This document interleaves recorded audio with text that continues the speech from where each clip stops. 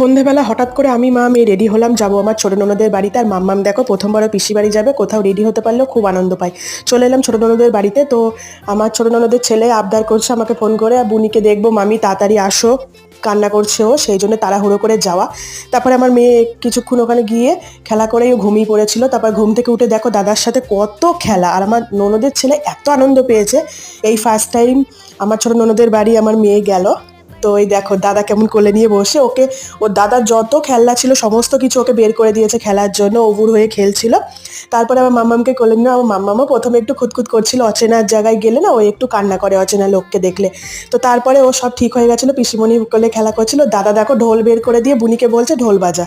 ননদের ছেলের ইচ্ছা রাখার জন্যই আজকে যাওয়া ওদের বাড়িতে। আমার ননদ বিভিন্ন কিছু খেতে দিল, মালপোয়া, কচুরি, তরকারি, মিষ্টি, এই সমস্ত কিছু খেলাম। বাড়ি আসার সময় আইসক্রিম কিনে নিয়ে এসেছিলাম। তারপরে আমার সোনার দেখো বাড়ি এসে ঘুম পেয়ে গেছে, তো ওকে ঘুম পাড়াবো, চলো টা।